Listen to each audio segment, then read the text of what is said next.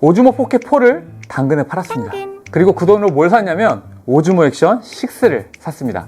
오즈모 포켓4 나온 지 얼마 안 됐고 1인치 센서에 3축 짐벌, 액티브 트랙까지 들어간 상당히 좋은 짐벌 카메라인데 왜 굳이 포켓4를 팔고 액션 6를 샀을까요? 사실 처음에 저도 포켓4 하나면 거의 다 되는 거 아닌가 라는 생각을 했습니다. 그런데 직접 촬영을 해보니까 한 가지 문제점이 좀 있더라고요. 촬영할 수 있는 환경에 한계가 있다는 겁니다. 물론 포켓4는 사람이 많이 나오는 브이로그나 여행 영상, 제품 리뷰처럼 안정적인 영상을 예쁘게 찍는데 정말 좋습니다. 특히 혼자 카메라를 들고 다니면서 내 얼굴을 찍는 분들에게는 액티브 트랙까지 있어서 상당히 편하죠.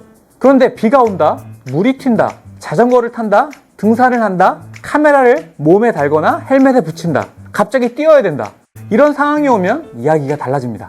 그래서 오늘은 오즈모 액션 6가 정말 포켓4를 대신할 수 있을까? 그리고 포켓4와 액션 6 도대체 어떤 사람에게 어떤 카메라가 맞을까? 직접 사용해본 입장에서 이야기해보도록 하겠습니다.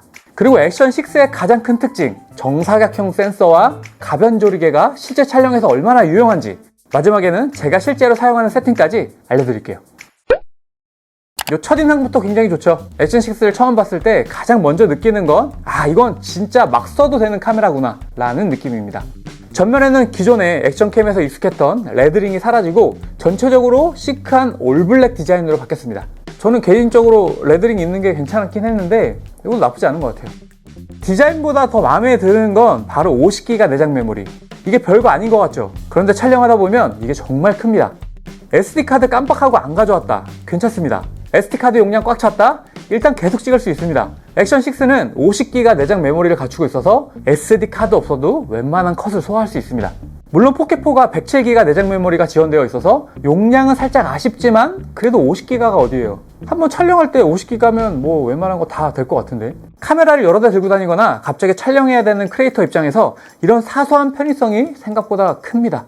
그리고 배터리도 약 4시간 정도 촬영이 가능하고 오늘 촬영 준비를 완벽하게 하고 나가는 카메라라기보다는 그냥 가방에 넣어놨다가 필요할 때 꺼내서 바로 찍을 수 있는 카메라에 가깝습니다. 제가 포켓4를 사용하면서 가장 만족했던 점이 바로 짐벌이었습니다. 포켓 시리즈는 걸으면서 촬영해도 부드럽고 사람을 따라다니면서 촬영하기도 좋고 특히 얼굴이 나오는 브이로그에서 정말 편합니다. 그래서 여행 브이로그나 카페에서 이야기하는 영상, 제품을 들고 설명하는 영상처럼 카메라와 내가 비교적 안정적으로 움직이는 환경이라면 저는 아직도 포켓4를 추천합니다.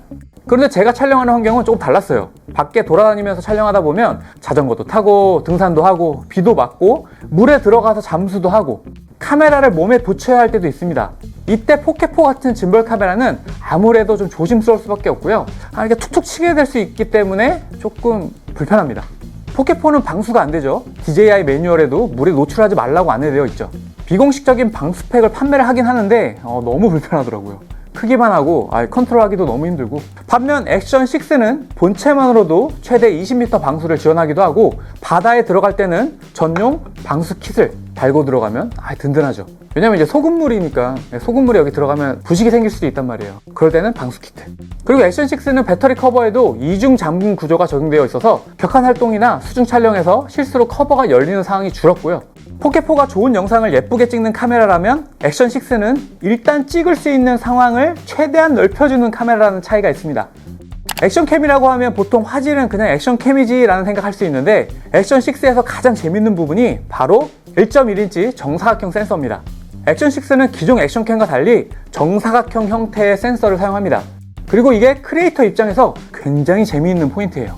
왜냐하면 요즘 유튜브가 16:9 롱폼만 만드는 게 아니잖아요. 유튜브 쇼츠, 인스타 릴스, 틱톡까지 세로 영상도 같이 만들어야 됩니다. 예를 들어 제가 일반적으로 16:9 가로 영상을 촬영했다고 해볼게요. 근데 이걸 세로로 바꾸면 양옆이 엄청나게 잘라야 됩니다.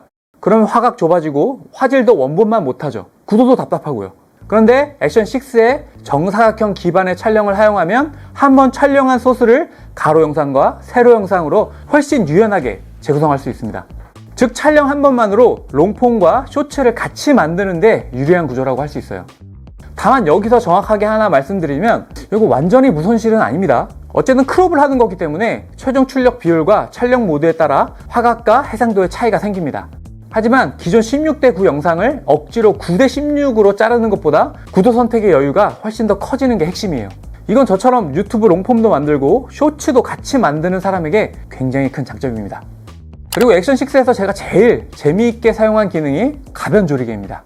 액션 6는 DJI 최초의 가변 조리개 액션캠으로 f2.0부터 f4.0까지 조정이 가능합니다. 이게 왜 중요하냐면 기존 액션캠은 조리개가 고정되어 있는 경우가 많았습니다. 그런데 액션 6는 어두운 환경에서는 더 밝게 촬영할 수 있게 밝은 야외에서는 조리개를 조여서 노출을 조절할 수 있고, 특히 f4.0에서 빛이 강한 낮에 스타버스트, 흔히 말하는 빛 갈라짐 효과도 활용할 수 있습니다. 그리고 매크로 렌즈 옵션이긴 한데 이거 사용하면 최소 추정거리 약 20cm 영역에서 접사라든지 음식이나 제품 같은 근접 촬영에서 재밌는 결과물을 만들 수 있어요. 액션캠의 약점 중 하나가 결국 저조도거든요. 센서가 작다 보니까 밤에 실내에서 촬영하다 보면 노이즈 올라오고 디테일이 뭉개지는 경우가 많아요. 액션 6는 1.1인치 센서에 f2.0 가변 조리개 적용되면서 저조도 촬영 성능이 강화되었습니다. 물론 미러리스 카메라를 완전 대체한다는 정도는 아닙니다. 하지만 기존 액션캠들과 비교했을 때 어두운 환경에서 촬영할 수 있는 범위가 훨씬 넓어진 건 확실히 체감됩니다. 그래서 야간 여행, 캠핑, 야간 라이딩, 해질 무렵의 풍경처럼 빛이 부족한 상황에서 액션캠을 자주 사용하시는 분들이라면 이 부분 진짜 메리트 있습니다.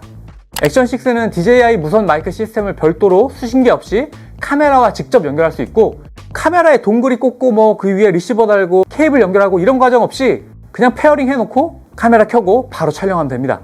저처럼 혼자 촬영하는 크리에이터들에게 장비가 하나 줄어드는 게 생각보다 큰 장점이거든요. 특히 액션캠은 몸에 붙이거나 헬멧에 달거나 자전거에 달아서 사용하는 경우가 많잖아요. 여기에 수신기가 달려있으면 장비가 점점 커집니다. 유선이 되기도 하고요. 그런데 본체와 무선 마이크를 블루투스로 바로 연결할 수 있으니까 액션캠을 액션캠답게 쓸 수 있는 거죠. 포켓4와 액션 6 중에 어떤 걸 사야 되는지 좀 궁금해하시는 댓글들이 좀 많이 있었어요. 여기서 포켓4를 팔았다고 해서 포켓4가 나쁜 카메라는 절대 아닙니다. 포켓4를 추천드리는 분은 여행 브이로그를 찍는다, 내 얼굴 영상이 많이 나온다, 카페나 실내에서 촬영한다, 걸으면서 부드러운 영상을 찍고 싶다, 사람을 자동으로 따라가는 촬영을 하고 싶다, 팔로우 기능이라든지 액티브 트랙 같은 거, 그리고 영상의 안정감과 완성도가 중요하다, 이런 분들이라면 포켓4가 정말 좋은 선택입니다. 실제로 포켓4는 3축 짐벌, 액티브 트랙, 1인치 센서, 4K 240프레임, 슬로우 모션 지원되고 107기가 내장 저장 공간, 뷰티파이 기능이나 글래머 효과 등 브이로그와 1인 촬영에 상당히 강한 구성을 갖추고 있습니다.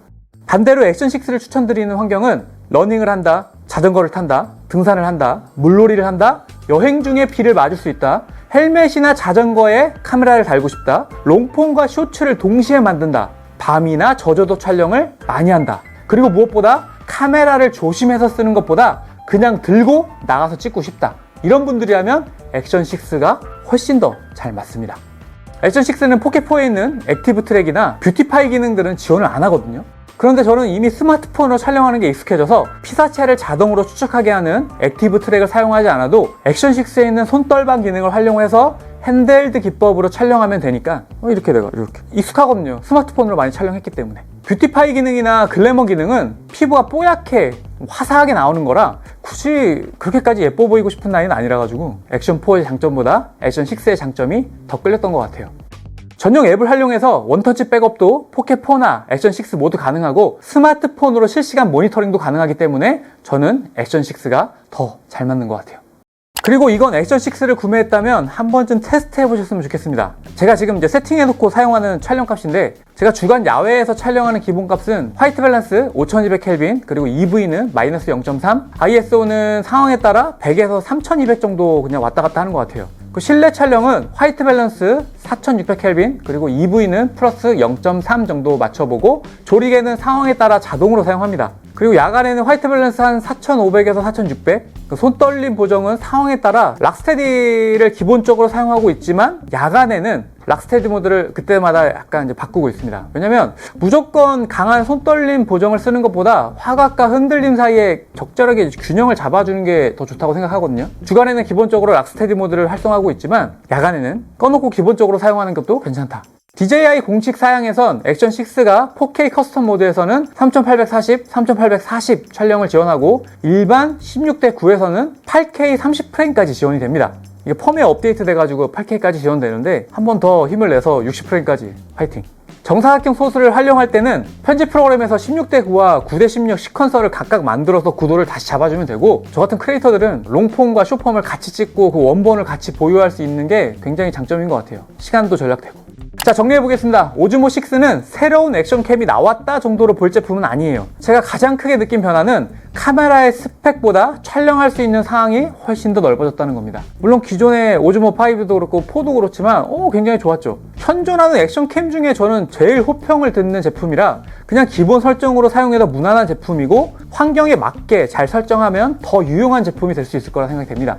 1.1인치 사각형 센서 f2.0에서 4.0까지 조정이 가능한 가변 조리개, 50기가 내장 저장 공간, 최대 4시간까지 촬영이 가능한 배터리, 20m 방수, DJI 무선 마이크 직접 연결할 수 있고 다른 블루투스 제품들, 이어폰이나 헤드폰도 호환이 돼요. 이 메뉴가 있어요. 이걸로 소리를 들을 수 있더라고요. 이렇게 호환해서 사용할 수 있는 액세서리도 정말 많고 체스트 스트랩 마운트라든지 최대 60m까지 수중에서 사용할 수 있는 다이빙 액세서리 키트도 있고 이것도 정품이 있고 그냥 이렇게 호환되는 금형 제품들도 많이 있으니까 선택의 폭이 넓어서 상황에 맞게 사용하시면 정말 좋다고 생각해요. 저는 개인적으로 오즈모 액션 6 단품보다 이렇게 콤보를 구매하는 거 추천드립니다. 배터리가 2개에다가 충전 케이스까지 오거든요.